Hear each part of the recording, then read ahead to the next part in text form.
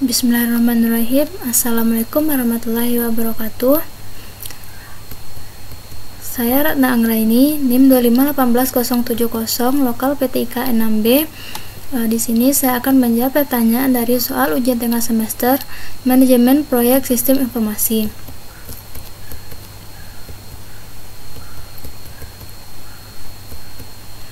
Pertama itu pengertian. Manajemen secara umum adalah suatu upaya untuk mencapai suatu tujuan dengan sumber daya seminimal mungkin atau seefisien mungkin. Sedangkan proyek adalah rencana pekerjaan dengan suatu target pencapaian tertentu yang diselesaikan dalam rentang waktu tertentu. Sehingga dapat disimpulkan, manajemen proyek adalah suatu pendekatan atau metode untuk mengelola suatu proyek dengan efektif dan efisien. Selanjutnya yang kedua itu manfaat dari manajemen proyek. Manfaat dari manajemen proyek ini terdapat beberapa, diantaranya pertama memenuhi kebutuhan dari proyek dan juga pelanggan. Kedua, meniadakan reinventing the wheel dengan melakukan standarisasi dari pekerjaan proyek yang repetitif. Selanjutnya, mengurangi jumlah pekerjaan yang mungkin terlewati. Menghilangkan duplikasi pekerjaan, mengendalikan schedule, budget dan sumber daya atau resource proyek, memaksimalkan pemakaian sumber daya atau resource, efisiensi baik dari segi biaya, sumber daya maupun waktu. Selanjutnya, kontrol terhadap proyek lebih baik sehingga proyek bisa sesuai dengan skop, biaya, sumber daya, dan waktu yang telah ditentukan. Meningkatkan kualitas, meningkatkan produktivitas, bisa menekan resiko yang timbul sekecil mungkin, koordinasi internal yang lebih baik, serta meningkatkan semangat, tanggung jawab, serta loyalitas tim terhadap proyek, karena adanya penugasan yang jelas pada masing-masing anggota tim. Ketiga itu kendala pada proyek perangkat lunak. Pertama, kurangnya tujuan dan juga tolok ukur yang jelas.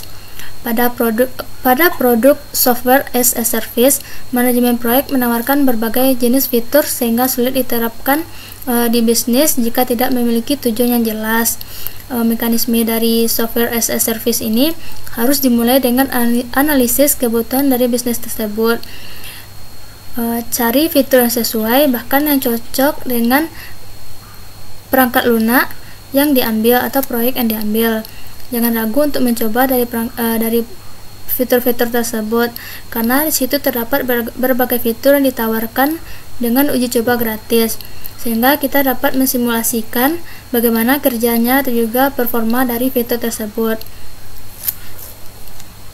Selanjutnya, kurangnya pelatihan pengguna perangkat lunak.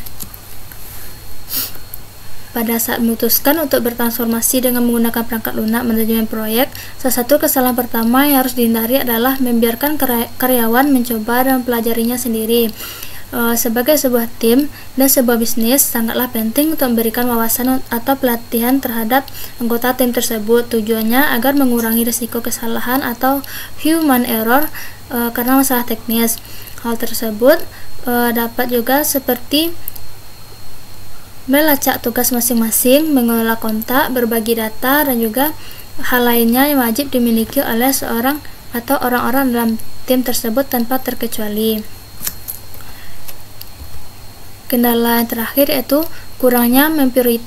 kendala selanjutnya itu kurangnya memprioritaskan proyek. Dalam sebuah bisnis itu terdapat beberapa proyek yang dikerjakan. Jadi dalam sebuah tim itu harus terdapat konsep atau masing-masing tugas yang diberikan kepada karyawan tersebut agar jelas, dan juga karyawan tersebut dapat memprioritaskan mana proyek yang lebih dahulu dikerjakan, mana yang dapat ditunda terlebih dahulu.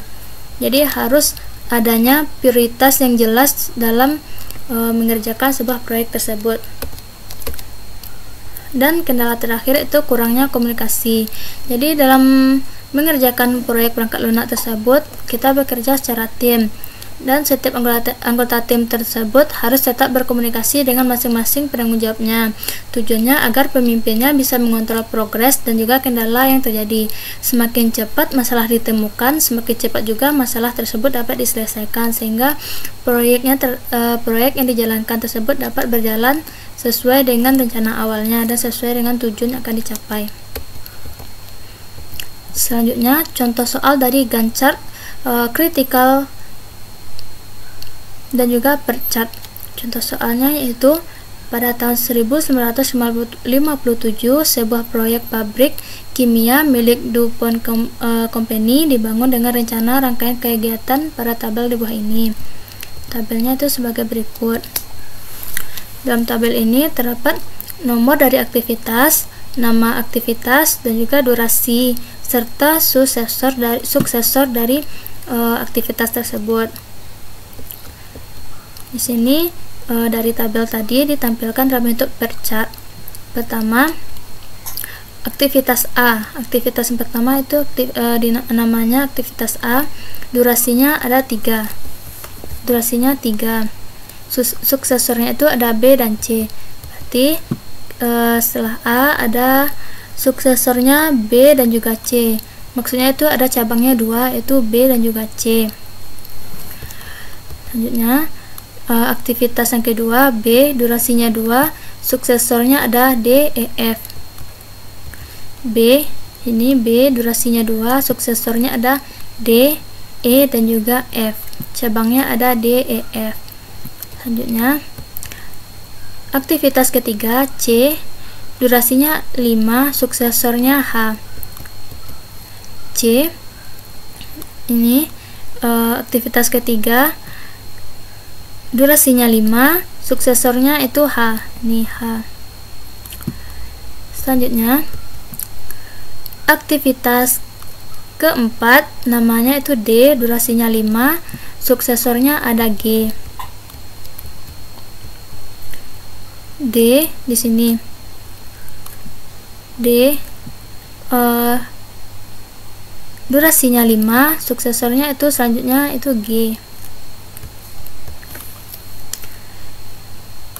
Di sini aktivitas kelima E, durasinya ada 6, suksesor selanjutnya atau cabangnya itu ada G dan juga H. Di sini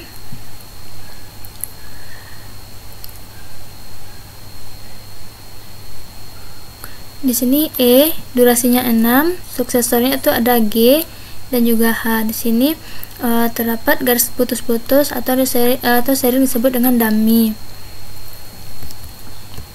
Selanjutnya aktivitas yang ke-6 F, durasinya 3, suksesornya ada H.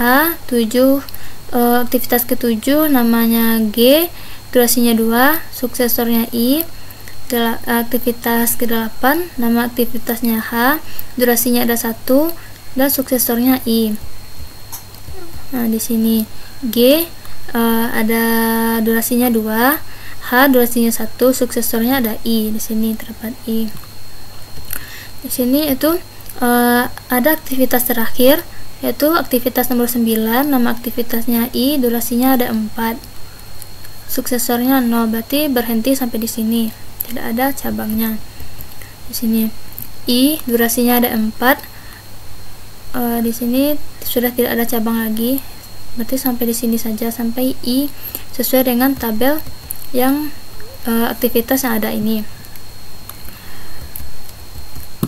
Ini merupakan per chart dari tabel atau soal sebelumnya atau soal tadi. Selanjutnya kita menghitung jalur kritis dari per chart ini. Di sini terdapat beberapa jalur. Jalur yang pertama A, B, E, kemudian dummy atau garis putus-putus, kemudian G dan I. Kita hitung.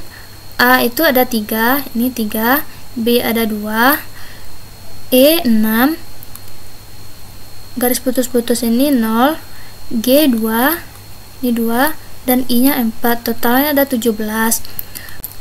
Selanjutnya itu ada jalur yang kedua. Jalur kedua ini ABE, dummy ABE ada garis putus-putus, dan HI total 3 tambah 2 tambah 6 tambah 0 tambah 1 dan juga tambah 4, totalnya itu ada 16.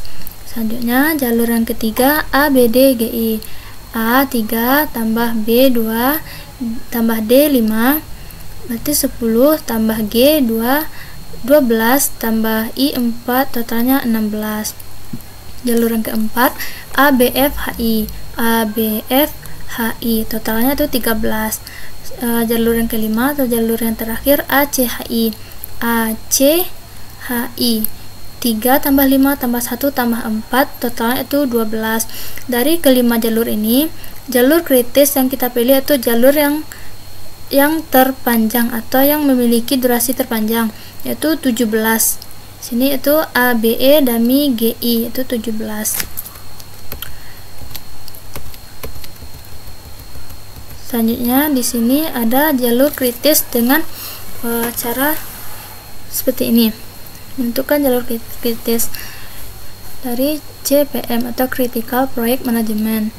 Sini maksud dari kotak-kotak ini itu pada lingkaran pertama ini atau kegiatan pertama durasinya masih 0, itu 0 dan juga 0.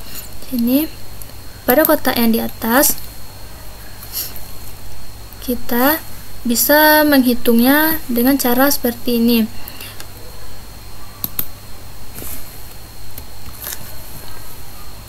Pada kotak ini 0 ditambah 3 hasilnya 3.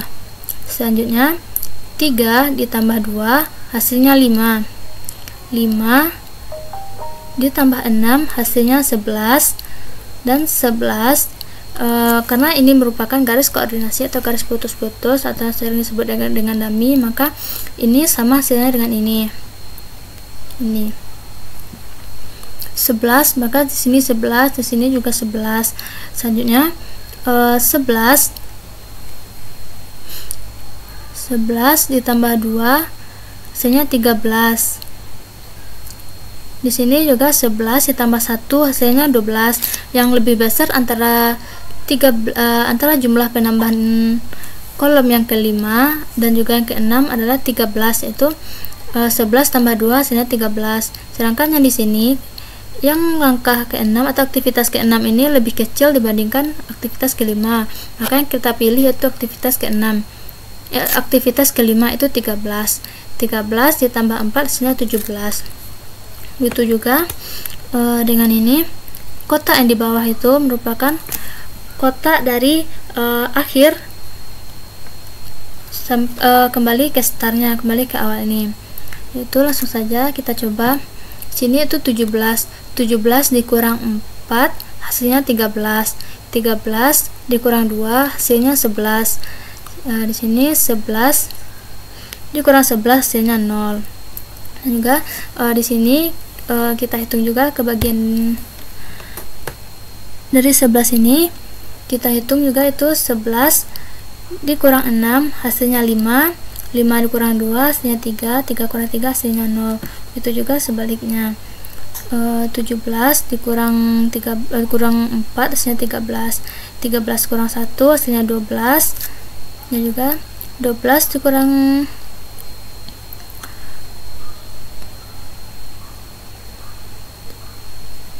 sampai di sini. Nanti di sini dilanjutkan dengan dummy ada di sini itu pada aktivitas keempat.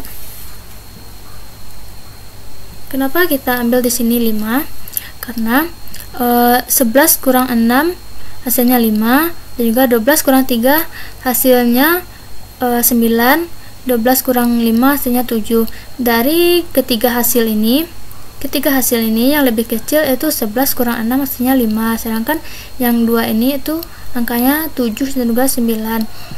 Jadi untuk yang kotak di bawah ini kita ambil angka yang paling minimal atau paling kecil. Jalur kritisnya itu jalur yang memiliki angka antara kotak atas dan kotak bawah yang sama. Itu 17, 13 di sini. Sini ada 11, 11, ada G berarti IG. Sini ada dummy di sini. Dari aktivitas kelima kita pergi ke aktivitas keempat. Sini ada 11, 11. Kemudian ke aktivitas ketiga itu E, selanjutnya B dan juga A. Maka jalur kritisnya itu ABE dummy GI sama dengan 3 tambah 2 tambah 6 tambah 2 tambah 4 sama dengan 17, sesuai dengan sebelumnya, sesuai dengan Ini per chart sebelumnya, sini juga hasilnya 17. Maka pencarian kita ini benar karena sudah sesuai dengan per chart sebelumnya. Selanjutnya Gantt chart. Gantt chart ini kita ambil berdasarkan hasil dari ini tadi. Di sini itu A3. Sini A-nya terdapat 3, berarti dari 0 kita ambil 3 kotak. Sini A ini terdapat 2 cabang, itu B dan juga C. Sini B-nya 2. Letak B ini terletak setelah A, berarti kita buat B ini setelah A. B terdapat 2 kotak, 1, 2, letaknya setelah A. C juga letaknya setelah A, tadi jumlahnya itu 4. Dan juga selanjutnya itu D. D ini letaknya setelah B. D ini totalnya 5. Dan juga E letaknya setelah B, totalnya ada 6. Durasinya 6. F durasinya ada 3. Berarti antara D, E, F ini letaknya setelah B. Kita lihat di Gantt chart-nya. D, E, F letaknya itu setelah B. Ini B-nya, akhir dari B. Kemudian kita masukkan di sini, diberi tanda D itu tadi ada 5, 1, 2, 3, 4, 5, E-nya 6, dan F-nya ada 3. Selanjutnya di sini ada setelah D ada G. G ini terletak setelah D ini. G dan juga H. G dan juga H. Ini D ini terletak dari setelah dummy itu, setelah garis putus-putus itu terletak setelah E. Itu G-nya terletak di sini. Berarti ini E-nya, ini G dan juga H. G-nya tadi ada 2, H-nya ada 1. Selanjutnya itu I. Di sini karena I letaknya setelah G dan H, maka kita akan membuat Gantt chart-nya itu di sini setelah G dan juga H. Karena sini G-nya paling panjang atau paling akhir, maka kita buat I-nya di sini, di kotak setelah kotak yang terakhir antara G dan juga H tadi. I ini durasinya ada 4 tuh, 1, 2, 3, 4. Nanti totalnya itu ada 17 sesuai dengan yang kita cari tadi, yaitu antara per chart dan juga hasil dari ini jalur kritis tadi. Berarti pencarian kita Gantt chart ini sudah betul.